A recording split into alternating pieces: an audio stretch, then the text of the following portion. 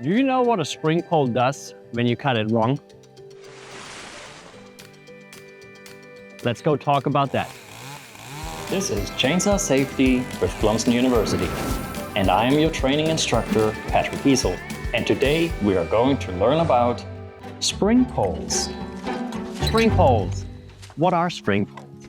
Spring poles are basically saplings or branches that are trapped underneath something else and basically bent over, and you see they form this nice little arc and have a lot of tension in them. There's a lot of stresses happening within a spring pole, and if you cut a spring pole at the wrong spot, it will release all that tension all at once. What does that do to you?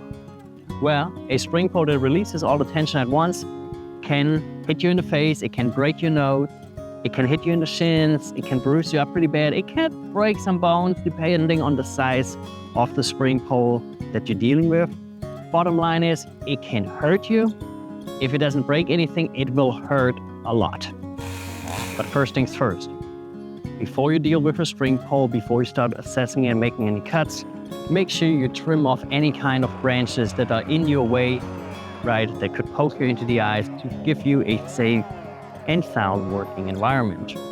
The spring pole that you see here behind me is not a real spring pole. We attached some rope to it on one end to simulate a spring pole, but this is what you would find typically after a storm, after a tree gets knocked down. You have branches and saplings like this that are just bent over and that are trapped under the weight of the tree or trees.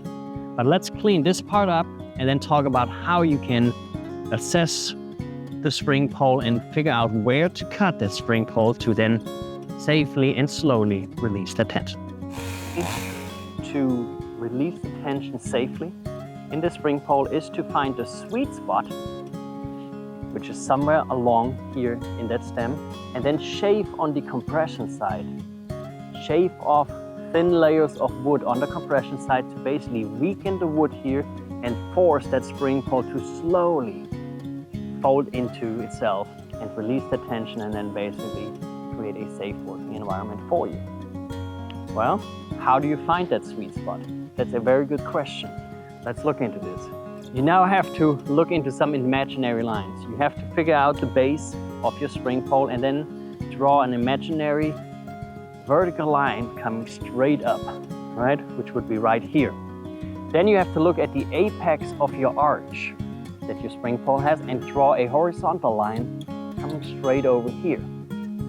Now you have to figure out where those two lines meet and then draw a 45-degree line and project it back onto your spring pole. All right, how does the shaping actually work? What you want to do is take a smaller chainsaw. You don't want to use your big tree felling chainsaw. You want to use a small delimbing chainsaw. And then use the top side. So you're basically using your push side and come in at a slight angle, and you start running your saw at like medium speed. You play with the trigger and then you move your saw just slowly down. You start on top, you move down, and you slowly shave off thin layers of wood.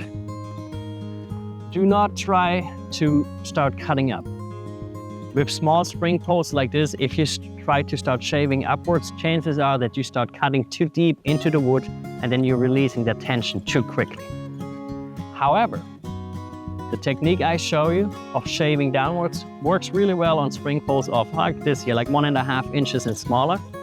Once you get larger, then once you have spring poles of 2 inches or 3 inches, it makes more sense to use the saw and shave with the saw moving upwards, because you're now starting to make deeper cuts, but you also have more wood that you need to cut off, so it's a little more forgiving than trying to make upward cuts on these very small diameter spring poles.